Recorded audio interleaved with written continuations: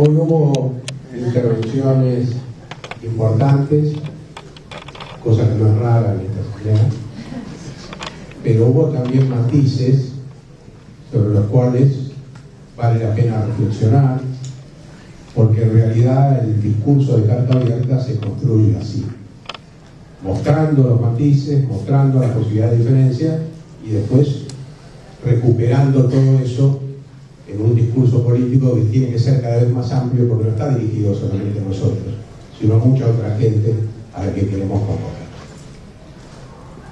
Me parece que tal vez no tenga sentido discutir si YPF, la estatización de estos días, la recuperación del control por parte del Estado, es un hecho absolutamente nuevo o si es la continuación de un proceso que empezó en el 2003.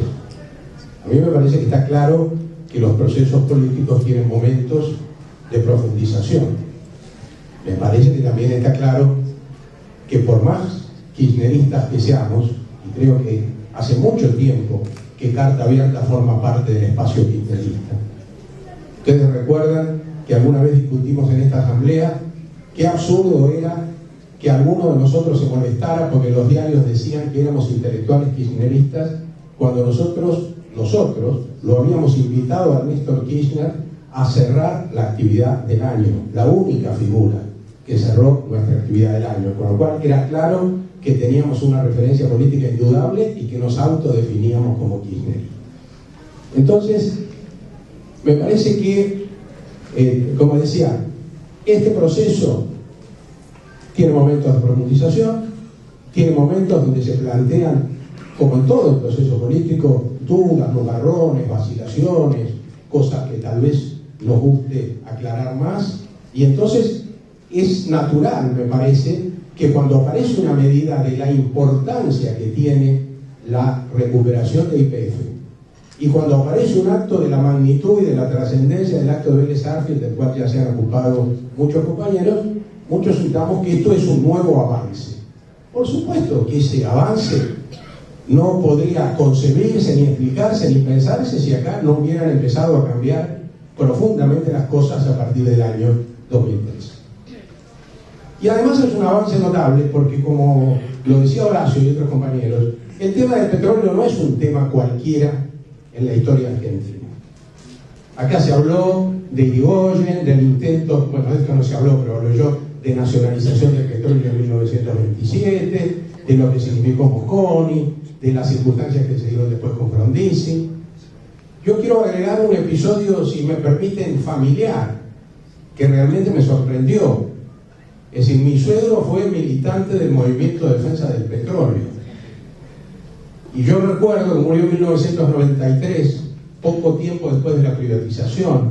Antes había estado vinculado a Altos Hornos Apla, que fue una empresa que Menem destruyó. Y siempre en la familia de mi mujer, que obviamente es como la mía, existió la idea de que había terminado de morirse desconsolado frente a la privatización, primero de la empresa de los Altos Hornos Apla y después de YPF. Y yo me acuerdo que ese movimiento de defensa del petróleo de los años 91, 92, 93, venía de mucho antes, por supuesto, era casi patético. Porque ese grupo de comunistas y nacionalistas mezclados por el mismo amor a Mosconi y a la defensa de la tradición de YPF, según los cánones políticos de los años 90, eran absolutamente anacrónicos. Eso para ellos era el pasado. Y de pronto estos días, en estas celebraciones familiares en que más de una vez hemos brindado por la memoria de mi suegro, hemos descubierto que no era el pasado, que al contrario era parte de esos argentinos que luchaban contra el intento de volver atrás. Y entonces lo que hoy hizo Cristina Kirchner expresa lo mejor de las tradiciones argentinas, porque en torno a la defensa del petróleo lucharon los argentinos de varias generaciones y estuvo y siempre fue un tema central en los conflictos políticos de este país. Y eso explica también por qué la oposición terminó tan debilitada.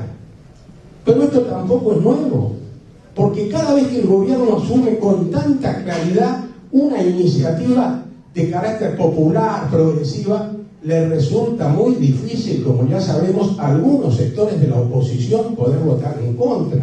Y entonces los radicales es obvio que no pueden votar contra Irigoyen, porque el golpe del 30 contra Irigoyen tuvo fundamentalmente que ver con el tema del petróleo.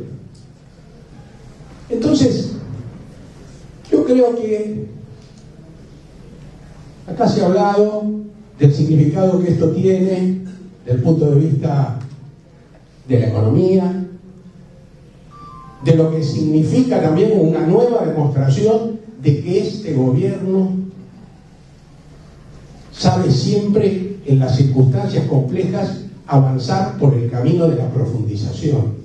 Eso lo aprendimos después de la elección del 2009, cuando hubo tantas asambleas de carta abierta de tono más bien bajo, donde era difícil imaginar no solo que se pudiera volver a ganar elecciones, sino era difícil imaginar que se pudiera volver a concebir medidas para seguir avanzando. Entonces aprendimos en el 2009, o después del 2009, a tenerle más confianza a este gobierno. Y como este proceso de la confianza no se agota nunca, hemos aprendido ahora a tenerle más confianza todavía a este gobierno.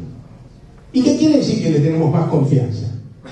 Por un lado, que no nos vamos a sumar al coro de irresponsables que piden más, más y más. Y entonces, como ahora tenemos el 51%, mañana yo quiero el 100%, y después que se nacionalicen todas las empresas petroleras, y si es posible todas las otras empresas también. Eso no lo vamos a hacer. Porque tenemos confianza y pensamos que este proceso político tiene una persona que conduce, y que esa conductora es la que fija los modos y los tiempos de la acción política. Pero así como decimos eso, que respetamos el liderazgo y la conducción de Cristina, también decimos que esta confianza que nos da, esta confianza renovada, profundizada, que nos da el episodio de YPF, nos puede permitir tener más esperanzas de que sigamos avanzando por este camino y encaremos temas como, por ejemplo, el de la cuestión ferroviaria, en el que inevitablemente todos pensamos el mismo día que saludamos y celebramos la nacionalización de YPF.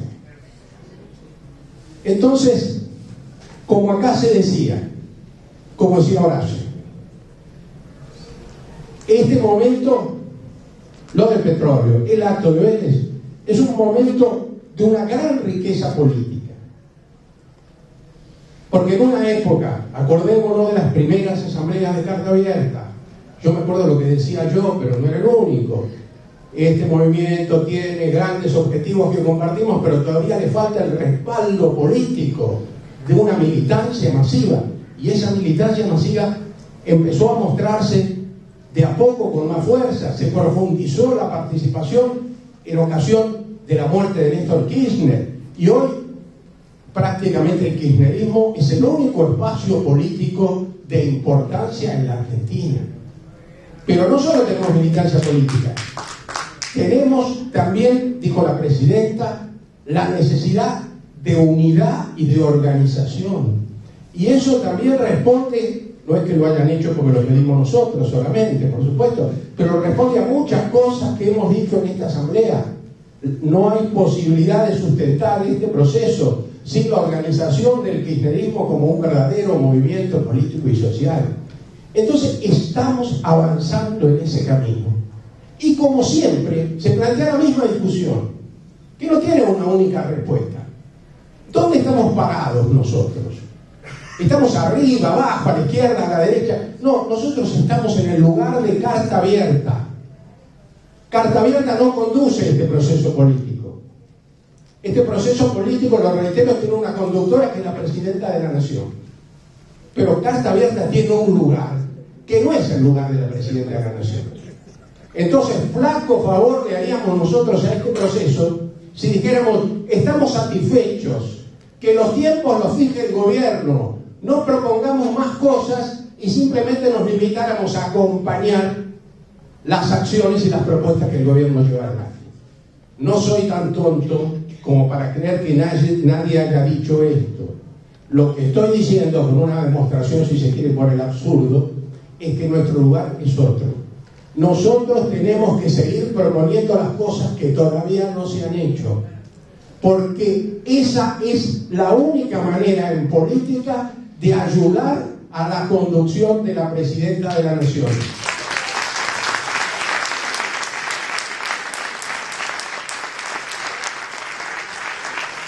Porque cuando se discutía acerca de si era posible o no al interior del espacio de gobierno avanzar con una medida como esta, también se contabilizaba cuál iba a ser la reacción de la sociedad. Y seguramente se pensó correctamente que, tratándose del tema del petróleo, la inmensa mayoría de la sociedad argentina iba a estar de acuerdo. Pero cuando nosotros, y no estoy sobreestimando el rol de Carta Abierta, cuando nosotros planteamos los temas que todavía faltan, cuando nosotros mencionamos en nuestras cartas la cuestión ferroviaria, cuando nosotros valoramos lo que se hizo en materia de comunicación con la ley de medios, pero seguimos impulsando, como hace poco Blaustein más de una vez en las asambleas, que se siga profundizando este proceso y aplicando la ley, lo que estamos diciendo es, en primer lugar, que estamos comprometidos con este proceso y que vamos a luchar para seguir avanzando. Y en segundo lugar, hacemos nuestro modesto aporte para crear un consenso social en la Argentina que haga más fácil, más posible, menos costoso la adopción de esas medidas. Y entonces se plantea, como lo hicieron los compañeros, el proceso de la constitución de un frente político. Y un frente político supone, me parece, en primer lugar lo que dijo la presidenta, unidad y organización. Somos muchos los kirchneristas, pero cuanto más unidos y organizados estemos, más fuerza política va a tener este proceso. En segundo lugar, una política de convocatoria, de respeto hacia los aliados que nos acompañan en este proceso, a quienes alguna vez en esta asamblea se señaló cierta, si no desconsideración, por lo menos algún tímido destrato, y que vimos con satisfacción el lugar que se otorga a la CTA, a las organizaciones políticas no peronistas que están participando en este proceso ahora. Y en tercer lugar, y esto también se dijo, la constitución de un frente político es también la constitución de un gran espacio cultural. Esto no es solamente cuestión de sumar organizaciones. Acá hay que dar grandes debates. Hay que ir gestando una cultura política de la transformación argentina en el siglo XXI, que puede tener que debe tener en el nacionalismo popular un antecedente privilegiado, porque esa es la tradición principal del movimiento popular argentino, pero que tiene que convocar a todas las demás tradiciones, no simplemente como acompañantes, sino para gestar una nueva cultura y una nueva propuesta y un nuevo movimiento político.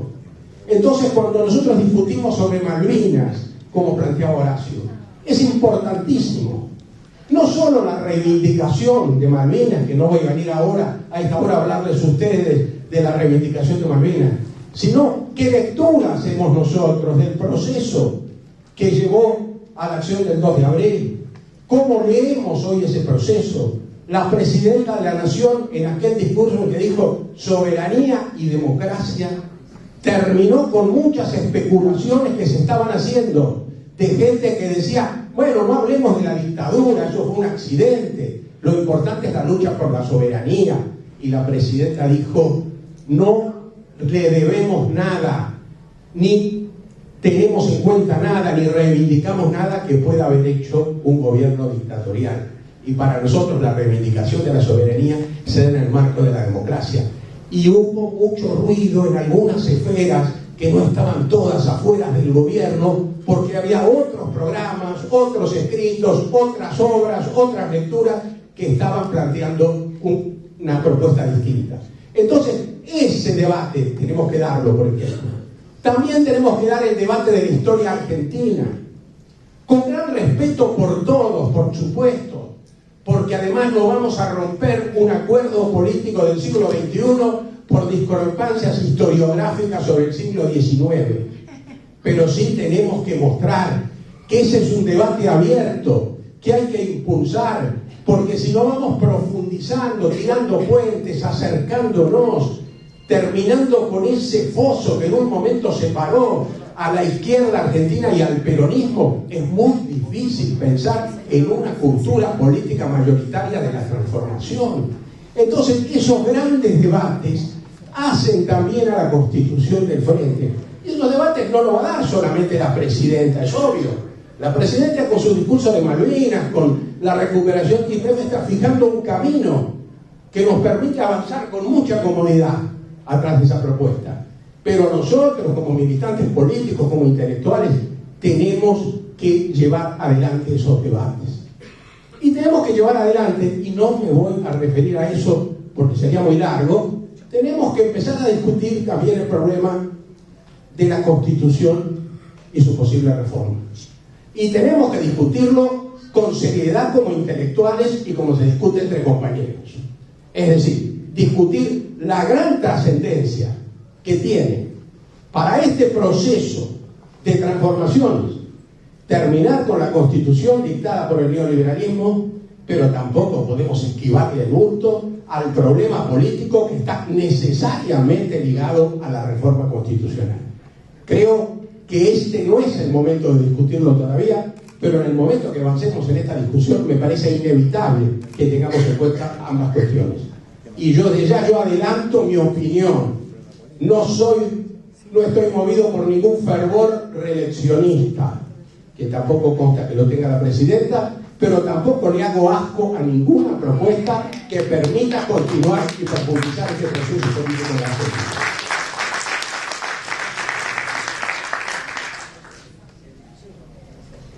Y para terminar, entonces, de las discusiones, de la creación de consensos, de señalar propuestas, es el rol de carta abierta. Pero anticipándome a alguna discusión que ya se planteó, no es el único rol de carta abierta. Nosotros, como se dijo acá, también somos militantes kirchneristas. Nosotros somos parte del dispositivo político del kirchnerismo.